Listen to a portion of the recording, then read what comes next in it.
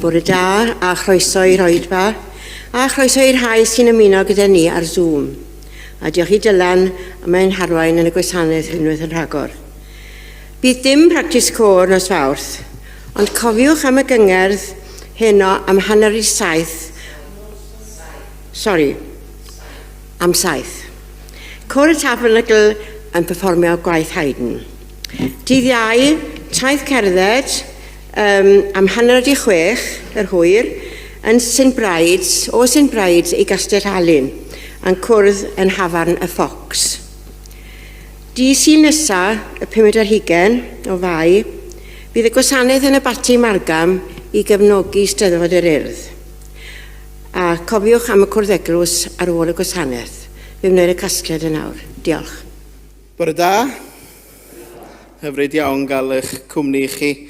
Lle bydda ni heddiw yn edrych ar waith gymoedd Cristnogol yn dod i ddiwedd yr wythnos. Wrth gwrs, a diolch i bawb sydd wedi cefnogi yr Oedfa gymoedd Cristnogol wythnos diwethaf ar y cyd. A hefyd i'r rhai aeth i'r bora goffi ac i'r rhai sydd wedi bod yn y cwiz hefyd. Mae wedi bod yn wythnos prysur rhwng Pen-y-bont a hefyd ym Porthcawl. Ond mi fyddwn ni hefyd yn plethu'r gwasanaeth heddiw gyda neges heddwch ewellus da yr Urdd gan ei bod nhw yn canolbwyntio ar dlodi. Ac felly mi fyddwn ni'n canolbwyntio ac yn myfyrio ar lais yn pobl ifanc ni yn ystod yr Oedfa. Ond, cyn i ni fynd ymhellach, dyma galwad i addoli at ydych chi yn ymatab drwy ddweud boed eithgariad olchi trostom wrth i ni obeithio yno ti. Rydym yn gweddio i'r arglwydd gyda'n gilydd, rhoddwr o ddŵr bywiol, rydym yn sychedu am dy bresenoldeb. Boed eithgariad olchi trostom wrth i ni obeithio yno ti. Bara'r bywyd, rydym yn newynu am dy air. Boed eithgariad olchi trostom wrth i ni obeithio yno ti. Sanctaidd un, ti sy'n ein tywys ar hyd y ffordd, ceisiwn gerdded yn ôl dy ffordd. Boed eithgariad olchi trostom wrth i ni obeithio yno ti. Amen. Wel, gadwch i ni ganu ein hemyn gyntaf, sef emyn rhif 239. 239. Pan rwystir ni gan bethau'r llawr, i weled ei ogoniant mawr, gwyn fyd y pyr o galon sydd yn gweled Duw drwy lygad ffydd. Ac yn y blaen 239.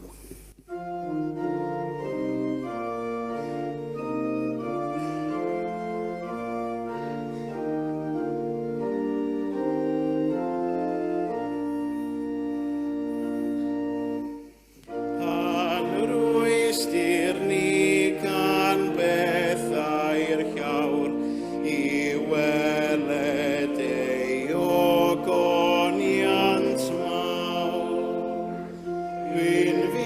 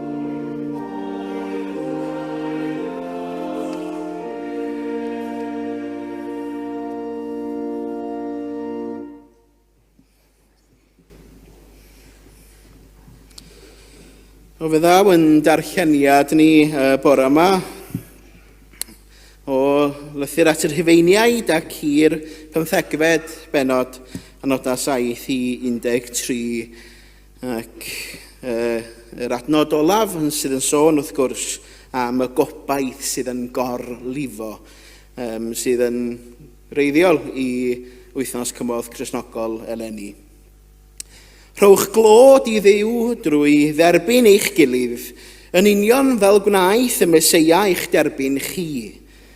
Daeth y Meseia at i'r Iddewon fel gwas, i ddangos fod Duw wedi cadw'r addewidion a wnaeth i Abraham, Isaac a Jacob. Felly, pobl o bob cenedl yn clodfori i Duw am ei drigaredd, fel mae'r ysgrifau sanctaidd yn dweud. Byddai'n dyfoli di ymhlith y cenhedloedd ac yn canu mawl i phenw. Maen nhw'n dweud hefyd, llawen hewch genhedloedd gyda'i bobl. A molwch yr arglwydd, chi'r cenhedloedd i gyd. Canwch fawl iddo, holl bobl y byd. Yna mae'r proffwyd Eseia'n dweud hyn.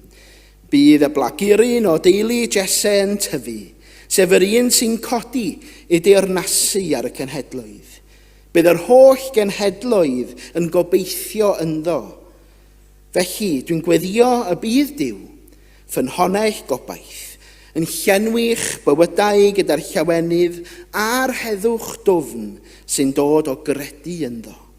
Ac y bydd yr ysbryd glân yn gwneud i obaith o'r lifo yn eich bywydau chi.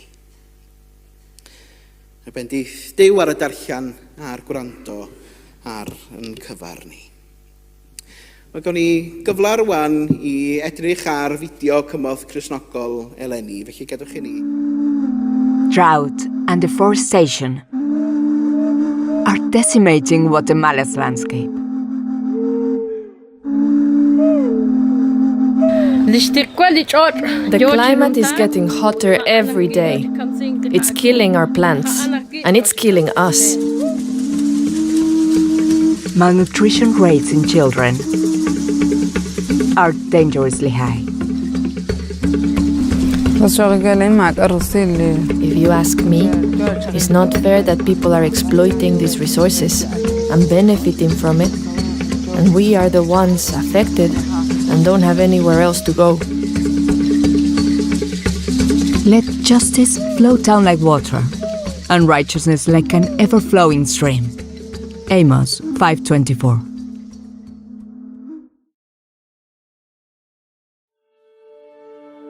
El agua es vida. Water is life. Un ser. It's a being. Tiene vida. It is alive. Our ancestors have instilled in us that we must give great respect to water, to the river. When arriving to collect water, when arriving to bathe, a person must say their name and greet the water. This is how we respect its value. Every day, indigenous farming communities in the Alta Verapaz region must fight the effects of extreme weather and land exploitation to survive.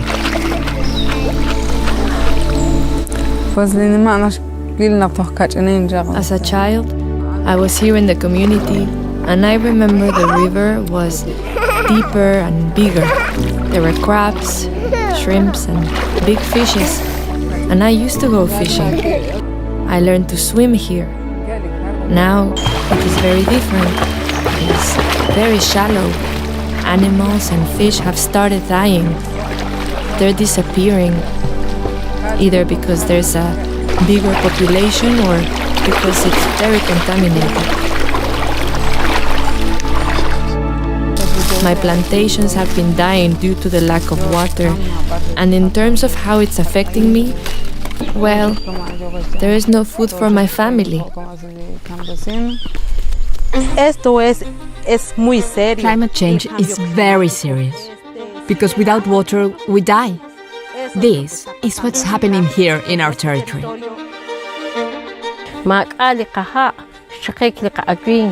The rivers and streams have dried up, and we have difficulty getting drinking water. This makes me feel very worried because I'm feeling increasingly older with less energy and my health hasn't been that good recently. The plants are also dying and our crops are affected, so we are at risk of having no food.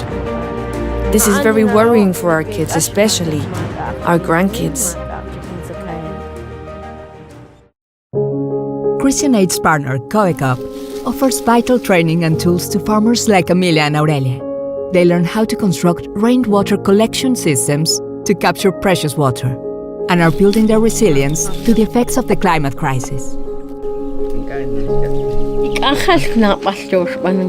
We really value the varied support from Coecop, especially the training. We have learned how to produce liquid and organic fertilizers, and also medicines for our animals, especially the chickens. And that's useful, as it also supports our food production. Everything Aurelia learns, she shares with the women in her community. She makes chocolate and cacao bread and encourages other women to join her. For me, creating chocolate is an art. I do it with all my heart, and perhaps that's the reason it tastes so good. With Coecop, Aurelia's learned how to price and market her food products, creating a vital income. From funding seed trays and pruning scissors to solar dehydrators and training, every donation, no matter the size, will support families to protect themselves from hunger.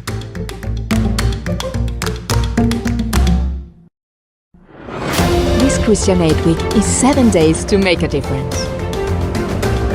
What will you do?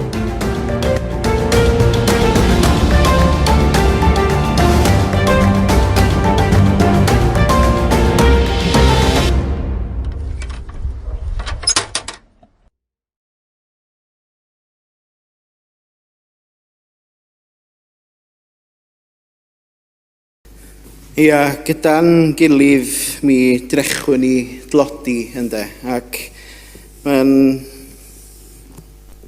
nodweddiadol wrth gwrs ac yn braf clywed bod Cymroedd Cristnogol eleni'n dathlu 80 mlynedd ers I sefydlu. Ac yn yr 80 mlynedd hynny wedi helpu miliynau o bobl gyda'i partneriaid ar draws y byd. Ond ia, Aurelia yn y fan honno, a dwi'n mynd I ailadrodd yr hyn sydd wedi bod yn y fideo. Ond y ffaith bod argyfwng hinsawdd yn effeithio ar y ffordd maen nhw'n ffermio yn Guatemala. Ac da ni'n ymwybodol yn dydan, da chi'n gweld y dŵr a'r afon a'r ffynnon ar y cychwyn yn debyg iawn i'r hyn, wrth gwrs, efo apel Columbia, y ffordd mae'r dŵr yn bwysig yn eu traddodiad nhw. Ond, wrth gwrs, maen nhw'n gweld effaith newid hinsawdd ar y dŵr hynny ac ar y tywydd sydd yn effeithio ar y ffermio felly. Mae'r tonnau gres felly, mae stormydd a tymhorau eithafol felly yn taflu teuluoedd fel Aurelia mewn I dlodi. Ond gyda Cymroedd Cristnogol, gyda partneriaid Cymroedd Cristnogol, mae Aurelia yn dysgu sgiliau newydd. Sgiliau sydd yn helpu hi I ddod dros Aurelia, I wneud siocled, I defu coco felly. A da ni'n gweld yn dydan cymaint y newid bywyd a teuluoedd a cymdogion Aurelia. Y ffordd mae hi'n gallu rhoi yn ôl mewn gwirionadd o'r cymorth mae hi wedi ei gael. Ia, mae gan Aurelia obaith yn does. Dyna'r gair ynddo, gobaith. Gobaith ar gyfer y dyfodol. Oherwydd ei natur benderfynol hi ei hun.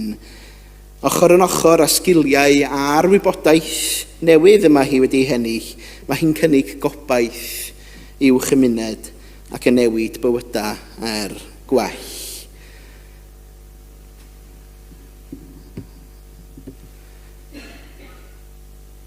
Mi ydych chi wedi cael amlen, os ydych chi ddim wedi cael amlen cymorth Cristnogol, yna mynwch chi'n wrth i chi fynd allan nes ymlaen ac dewch â hwnna nôl i Liz yn trysorydd ni.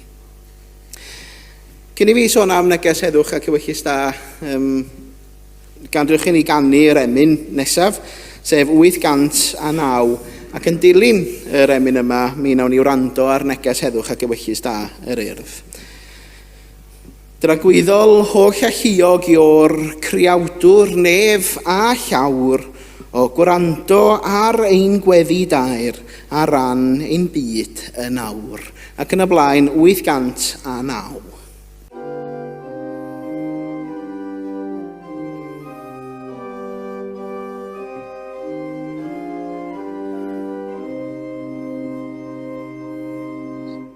Sorry? Saturday? No.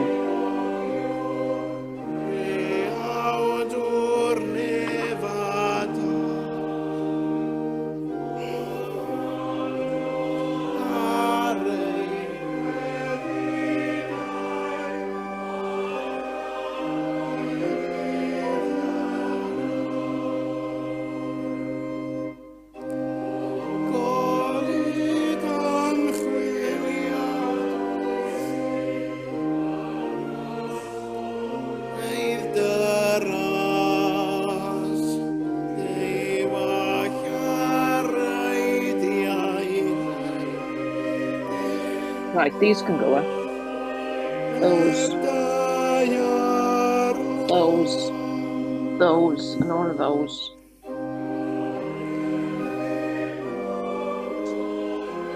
And those, maybe done.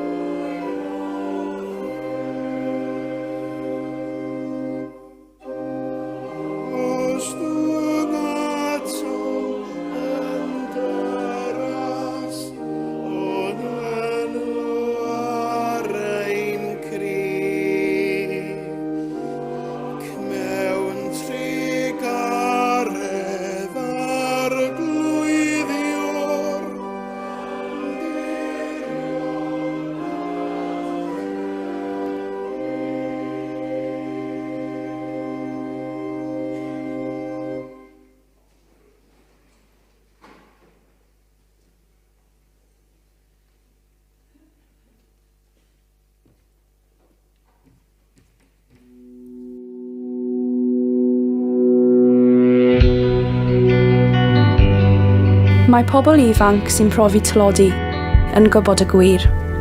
Fi fel coed sy'n plygu, ein cyrff tuag at y goleuni. Mae gennym reiddiau sy'n ymestyn, yn ddwfn drwy galon ein cymunedau. Mae pawb yn heiddi byw mewn cymuned sy'n lleddu yn dagrau. Dyma ein hawl. Dyma ein bywydau. Dyma ein clywys. Mae'n cymryd pentre i fagu plentyn. Ben bore, bydd y niwl yn clirio. Bydd y byd yn deffro, bydd y byd yn gwrando. Bydd deilyn newydd yn agor, bydd gobaith. Byddwch yn gwrando ar ein llais. Rhaid edrych ar ôl y bobl ifanc sy'n dod ar ein hôl. Mae'n cymryd pentre i fagu plentyn. Dyma ein hawl. Byddwch yn bentref i ni.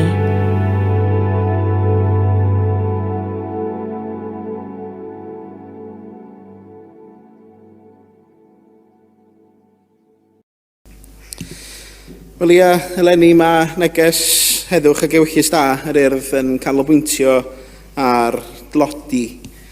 Ac fel da ni'n clywed llais yn pobl ifanc ni fan yna, mae'n cymryd pentref i fagu plentyn yn dydy. Ac mae'n gofyn i ni fod yn bentref iddyn nhw. Gyda argyfwng tlodi plant yn presennol i weld yng Nghymru ac ar draws y byd. Mae'r erdda phobl ifanc Cymru wedi dewis canolbwyntio ar y mater yma eleni. Oherwydd mae yna ym mhob tri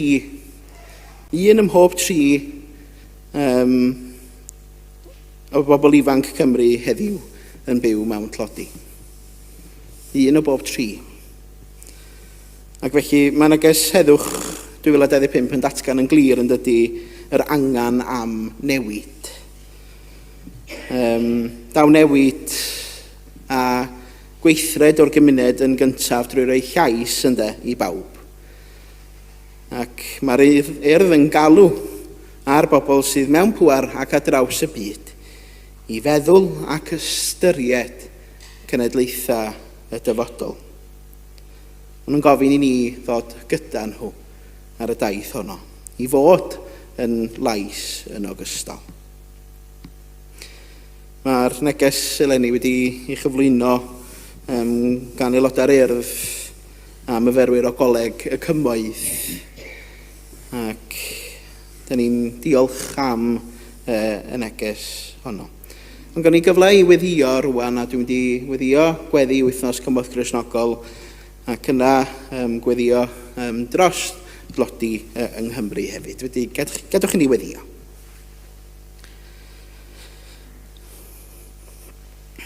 Arglwydd rwy ti yn cadw da ddiwydion yn ffyddlon. Drwy'r ysbryd rwy ti'n bendithio gyda gobaith i ddiwedd. Pan fydd pŵer yn ceisio tawelu cyfiawnder, rho'r dewrder i ni godi ein llais. Pan fydd terfyn a'r dlodi yn ymddangos ymhell i ffwrdd, adnewyddau'n ffydd yn dy deyrnas a ddaw ar y ddaear. Pan fydd ein cymydog yn estyn allan, ysbrydola ni ymatab a chariad sy'n gorlifo. Rwy'n ei galona sydd yn barod i wrando a llygad i weld dy waith mewn llefydd anisgwl. Fel yn pobl ifanc ni yn cyhoeddi neges heddwch ac ewyllus da yr urdd, boed i ni freuddwydio am fyd heb drais ac heb anghydraddoldeb. Byd sydd yn seiliedig ar degwch, caredigrwydd ac undod. Arglwydd arwain i gerdded yn ôl dy droed di. I garu fel nes di i garu. I obeithio i ddod â heddwch. Boed i'n gobaith ni fod yn un sydd â gweithred iddo. Sy'n gweithio dros newid sydd yn adeiladu pontydd ac sy'n adlewyrchu goleuni Crist ym mhob man tywyll. Dysgai ni garu fel rwy ti wedi'n caru ni, heb amod, heb ofn, gyda gobaith sydd yn byw ac yn parhau. A thrwy hynny, boed i ni ddod â phob gair o heddwch a daioni, yn nes at ei wirionedd ar y ddaear hon. Mi fynnwn ni hyn yn enw ac yn heiddiant yn harglwydd Iesu Grist, yn dysgodd i weddio i ddweud gyda'n gilydd. Ein tad, o'r hyn o'r wyt yn y nefoedd, sancteiddiau'r denw, deled y deyrnas, neler dewyllus, megis yn y nef, felly ar y ddaear hefyd. Dyro i ni heddiw ein bara benyddiol, a maddau ni ein dyledio. Fel y maddeuwn unau un dyledwyr, ac nac arwain ni brofedigaeth. Eithyr gwared ni rhag y drwg, gan ei seiddo tiw'r deyrnas, a'r nerth, a'r gogoniant, yn oes oesoedd. Amen. Wel, mi rydyn ni, wrth gwrs, yn edrych ar y darlleniad wnaethon ni ddarllen yn gynharach o'r Rhufeiniaid 15. Bod y gobaith yn gorlifo, ynde. Bod y gobaith yn gorlifo trwy nerth yr ysbryd glân Da ni wedi myfyrio heddiw ar wirionedd grymus. Nad teimlad yn unig ydy gobaith, ond ffordd o fyw. Ffordd o fyw ydy gobaith, ynde. Yn Guatemala, mae pobl fel Aurelia yn gwynebu reality creulon yr argyfwng hinsawdd, ac eto, nid anobaith yw ei hymatab i. Beth ydy hymatab i, ond dewrder, ynde. Dewrder a chariad.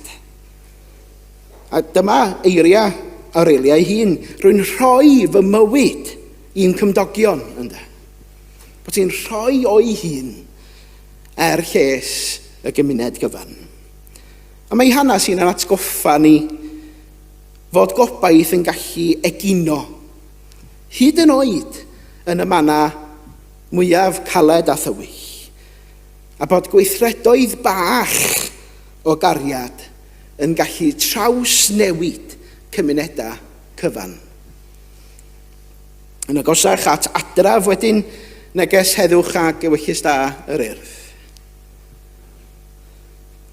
Yn adleisio yr un ysbryd ynda.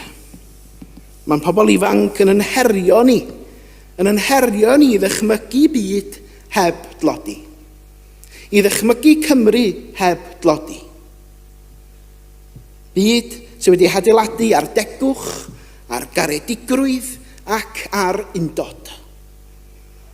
Nid galw am newid yn unig maen nhw am ei wneud, ond yn gwahodd ni i ymgymryd ar rhan yn y gwaith o'i wireddu.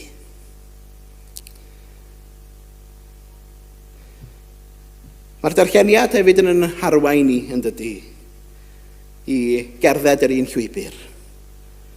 Mae Paul yn gweddio y gallwn ni orlifo a gobaith. Gorlifo a gobaith. Sut gallwn ni orlifo a gobaith heddiw? Nid gobaith dawel, goddefol, ond un sy'n yn symud ni i weithredu, i siarad ac i gerdded ochr yn ochr ag eraill mewn cariad.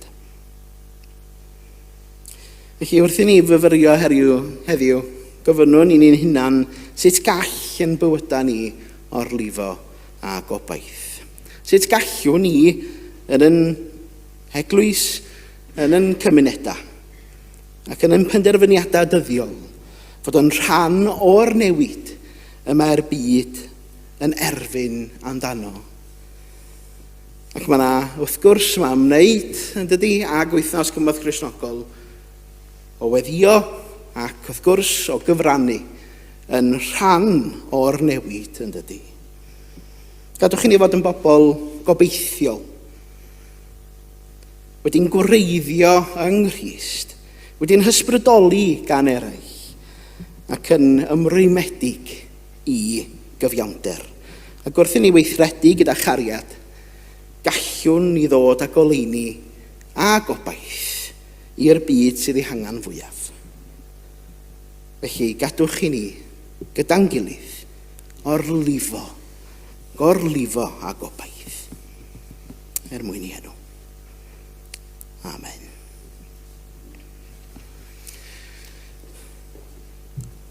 Fe fyddwn ni at yn hemyn olaf yn awr, sef ym rhif 375, ac yn dilyn yr emyn yma, gai ofyn i chi i eistedd gan y bydda ni mi fydda ni'n dilyn gyda cwrdd eglwys felly. Felly gadwch i ni droi at yn hemyn olaf 375 o tyred i'n gwaredu Iesu da fel cynt y deithost ar dy newydd wedd, a'r drysainhau a traed a'n ofnus bla, a'i cadarnhau a nerthol a'r dy hedd. Llefara dy dangnefedd yma nawr, a dangos i ni greithia daberth mawr. Ac yn y blaen 375.